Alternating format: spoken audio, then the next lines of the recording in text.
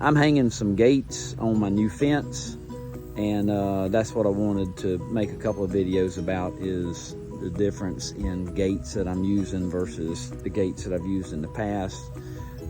Some of the pros and cons, tips and tricks that I have figured out. One thing, when you do a lot of this stuff by yourself, you have to figure out things that help you, and so my goal is just to pass those along. Maybe I can help somebody out. I'm not a professional fence builder. I'm a contractor that builds and remodels houses for a living, but I do a little bit of everything, especially here at my place on our small farm. And fencing is one of the things I've been doing recently to get some more grazing pasture for our horses and cows. I just finished setting my first gate on this new section of fence, and I went with a Tartar extra heavy duty gate, and not pushing Tartar, but that's the ones that I found locally at the best price that worked for me. The first gates I used on my other fences were just your standard light duty galvanized gates that you can buy at most any farm center, and they're fine, depending on what your needs are, what you're using them for. They're budget friendly, but I've had a lot of problems with mine getting bent up from cows, horses, tractors, kids, you name it. We've just about done it. Maybe I can get you some videos of that later, but I mainly want to talk to you today because I'm setting these extra heavy duty gates. They're a lot heavier. They're a little easier, they're a little harder to install because they're so much heavier. But I like them. So far I like them, and I'm trying to eliminate damages and replacements later. Cost about $100 more per gate, maybe $120 more per gate on the ones that I bought, and we'll see how they work out. All right, so first tip on setting these heavier gates. This is a 16-foot extra heavy duty gate.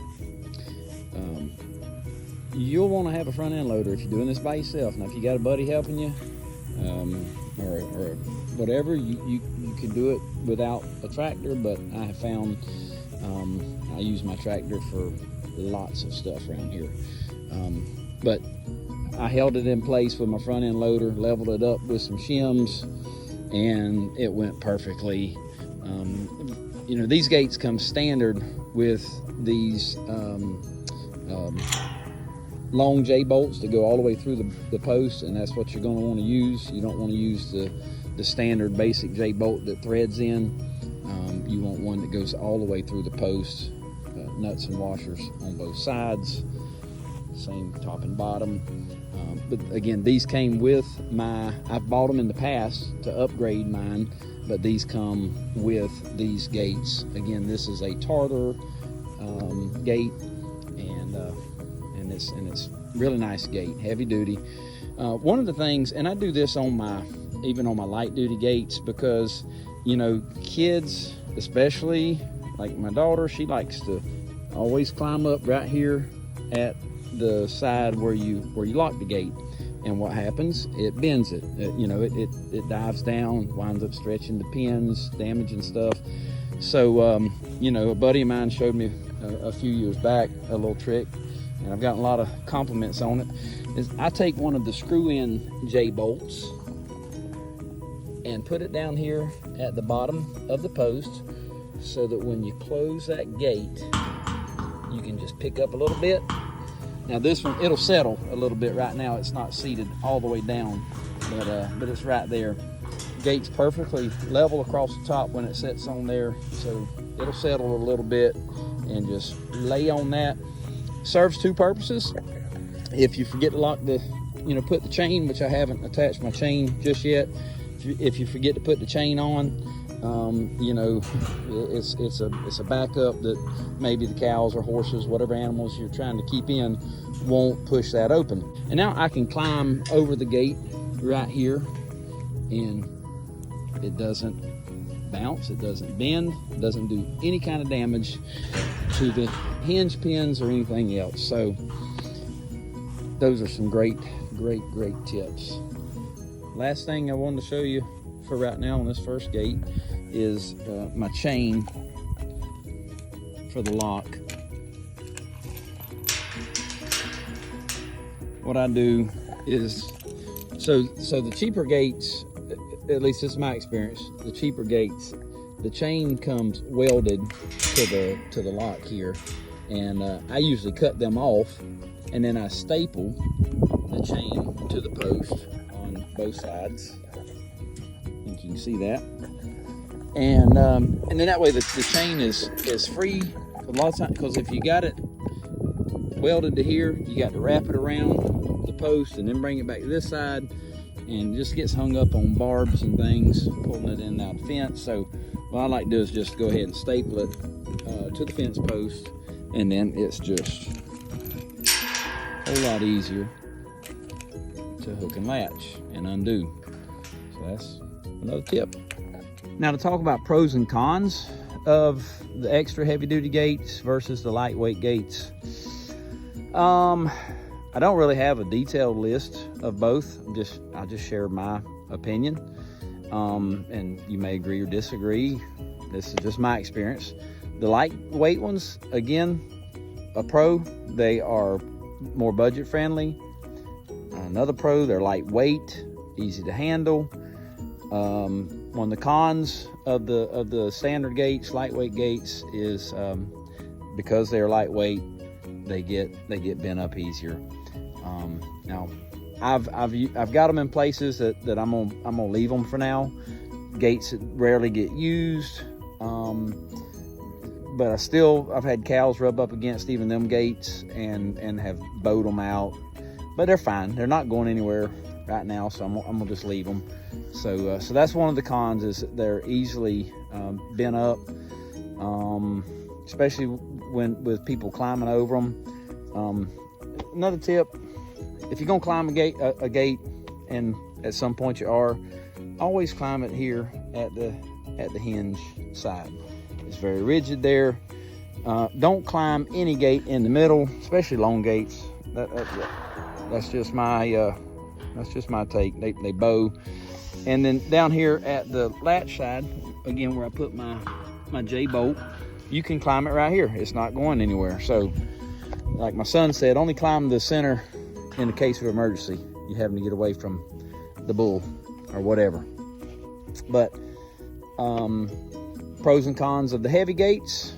The pros, they're heavy duty. They come standard with the better hinge pins.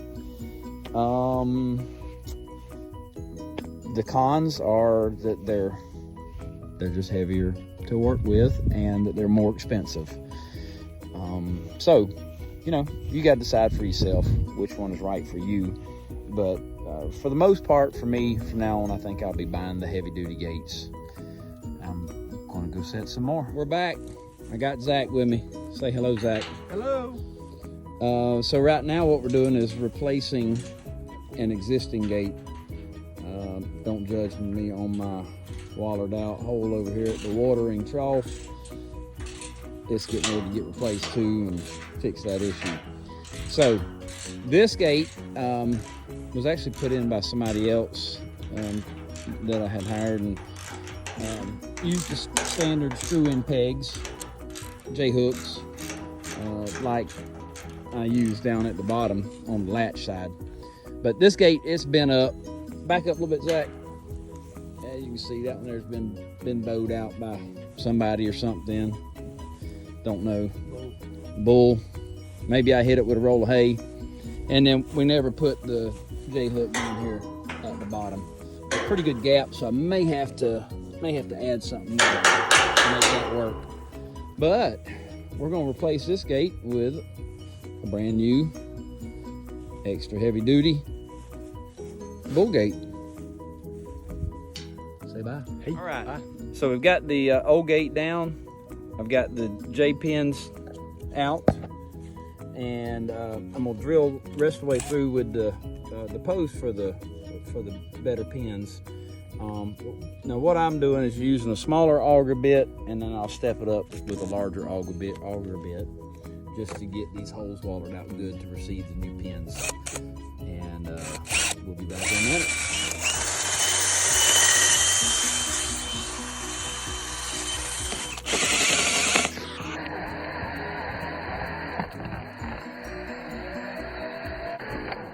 Struggles of hey.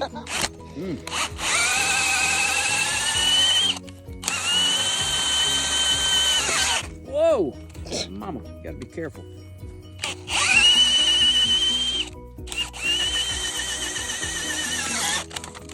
Golly.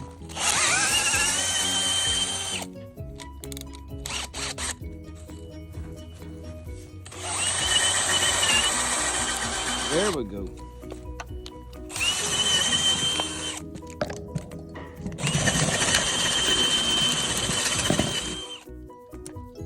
This is my way of doing things. I'm not a professional fence builder.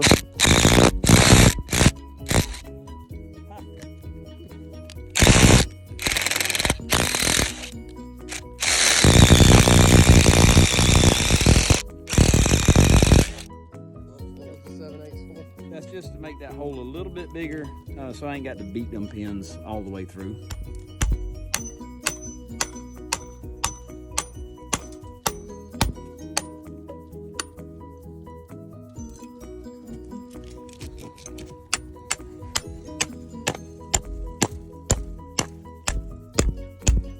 Good and tight.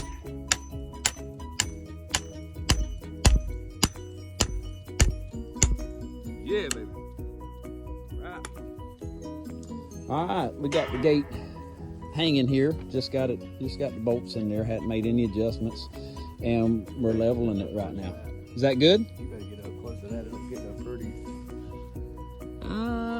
It could actually, well, boy, I mean, that's right there. It could come up a hair. We might bring it up just a hair so that there's a little bit of room for it to settle on this end, but yes, I guess that's dang near perfect. All right, that's right where I want it. Gate's perfectly level. Now I'm gonna get down here. I'm gonna mark where again, I've got a screw in J-pin, J-bolt, whatever you want to call it. I'm gonna mark where it needs to go. I'm gonna mark the top and bottom. And then transfer that center mark around right there. Boom, boom, boom. That looks like that's pretty well where it needs to go, right? Yep. Okay. Now, we can swing that to you a little bit. I'm gonna drill out, pre-drill using a 1/2 inch.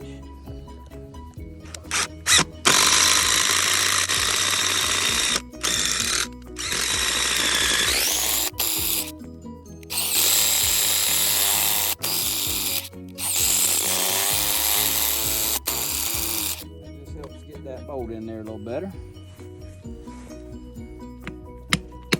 After we get started.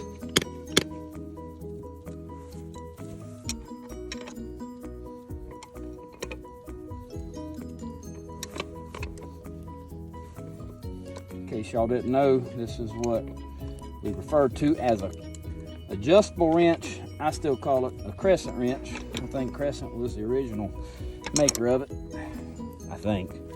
But it has so many functions in daily life. This is an adjustable wrench having another great function. It's taking just a minute.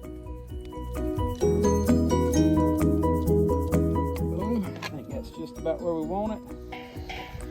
Pick up, drop it on there. Again, that's got a little bit of give still, but everything's going to settle a little bit. With the weight of this gate, I mean, that's less than a 1/4 inch, about 1/8 of an inch of bounce right there.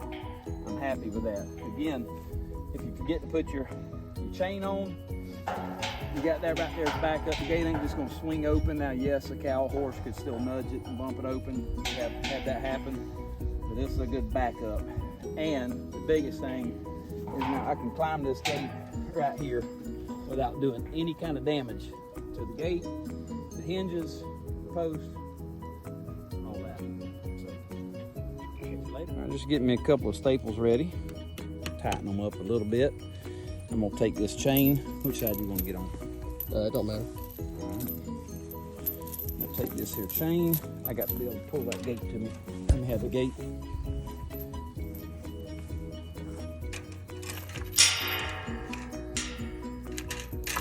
up higher.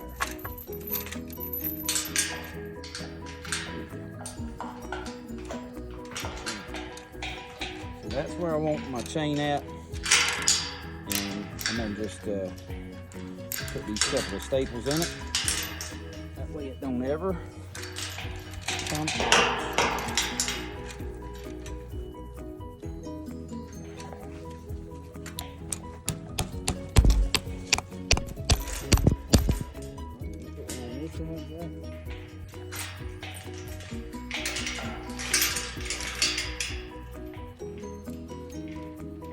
Usually not this hard. Those chains will make you look stupid sometimes. Sometimes they do. Sometimes they do. Hey, our motto is laugh at yourself. I do that a lot. Hey, if you can't laugh at yourself, laugh at other people. Showing too much cleavage, I need to tighten that up. All right, last look. Gate swings perfect, stays where it's supposed to, because by the way, we plumbed them hinges up. They're good to go. Boom. Set that up. It's on there. The chain is right there. Lock it in. Boom. Come over here. You want to open it? Take the last off. Boom. Now your chain don't fall. You don't worry about it getting caught in the fence. Easy peasy. Thank you for watching. And we're dropping off the gates. Got 3 left to do. Zach's still helping me. He thinks he's just helping. Well, howdy folks. We just set one of our last gates. And beautiful. I like the color, I like it. Really like it. Everything went well. Encountered a problem on this one. And looky here, I'm the guy that can fix problems. That's what I do. So, what happened was this set of fence posts was a little bit too close together. And I think I know who to blame for that, but he ain't here, so I ain't gonna throw him under the bus. No, actually, I can only blame myself. But anyhow, it's a little bit too close together. But it works out fine for us because I really only wanted this gate to swing in, because the backside going into my son's yard is a little bit high, and so that's good. So, you know, what we did was the same thing we done on everything else. Got our hinges just right, got all them done. But you'll see here that the fence post, the gate will not swing in. It hits the post. So I just shifted my little J-bolt down there at the bottom around. I still use that. And boom, it's perfect. It just won't swing out towards his yard, but it swings into the field, which is perfect. That's what we wanted. So don't let little things like that bother you. I guarantee you, no horse or no cow is ever going to complain. Talk to you later.